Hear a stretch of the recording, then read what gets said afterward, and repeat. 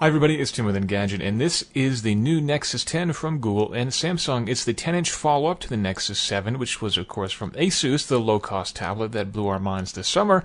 Now we're stepping up to the 10-inch tablet, and again, this is Google trying to establish itself and establish a benchmark for the 10-inch tablet space that it can give developers to develop their apps against in the hopes of driving more apps into the Google and Android ecosystem. This is a Samsung-powered device with a dual-core 1.7 GHz processor, 2 gigs of RAM, and 16 or 32 gigs of storage, starting at just $400. But the real talking point is that display up front. It has a whopping 2560 by 1600 resolution display. That's the same as the new Retina 13-inch Mac, but in a 10.1-inch package with a whopping pixel density of 300 ppi. The resolution and the clarity, of course, are very impressive. The colors and brightness are too, but we did find the contrast to be a little bit lacking, and we also noticed some leakage from the side of the screen, something that we verified on a second unit. So it's not quite the same level of overall quality as the Retina, but overall it is a very impressive device, and with this high resolution you get a lot of content. The tablet has a very distinctive looking design. It's got a bit of a throwback to the Nexus 7 on the back with this rubbery dimpled inset that's very similar to the backing of the Nexus 7 tablet, but otherwise it actually looks a bit more like the Galaxy Tab 10.1N. That was the second revision of the Galaxy Tab 10.1 that Samsung created to make it look less like an iPad, and indeed this looks nothing at all like an iPad, so lawyers, go ahead and put those briefcases away. It's got dual front-facing stereo speakers, which actually sound pretty good for a tablet, helped of course by the fact that they're not on the back, and they're actually pointing sound toward you.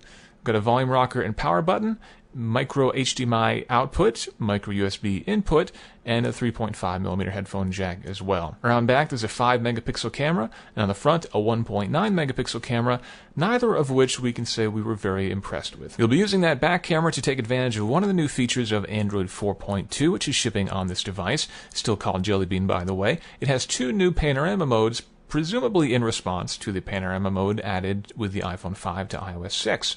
With the first you can sweep the device from left to right, and it will capture pictures along the way and then stitch them together.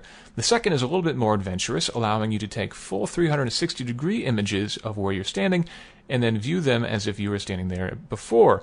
Unfortunately, we found the stitching in both of these modes to be a little bit lackluster, particularly that 360-degree mode. The stitching is very obvious, and ultimately the pictures themselves didn't look very good, and unfortunately, once they're taken, you cannot replace them within the panorama. So while this is kind of a fun novelty, the resulting images simply don't look that good. Another major improvement is a new keyboard, which allows swiping gestures, much like the aftermarket swipe keyboard.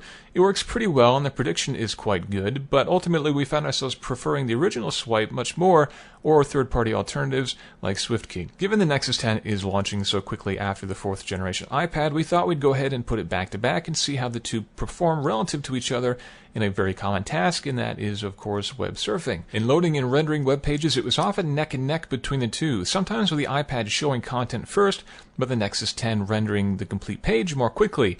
Ultimately, there was very little difference between the two, although we did notice that pinch zooming and scrolling was a little bit more smooth on the iPad than the Nexus 10, but ultimately it's not a major difference, and certainly not one that you're likely to notice unless you sit the two side by side as we did here. Ultimately, we're quite impressed by the Nexus 10. It's not quite the knockout tablet that the 7-incher was at $200, but a $400 is quite a value for a 10-inch device with such an amazingly high-resolution display. That said, the display isn't quite as good as the Retina display in the latest iMacs. The colors and contrast are definitely brighter on the Apple products, but at this price, we're not complaining. Again, that's $400 for the 16GB version, $500 for the 32GB version. For either, that's a great price, and if you're looking for a 10-inch Android device, this is a very good place to start. Again, this is the Nexus 10 from Google and Samsung.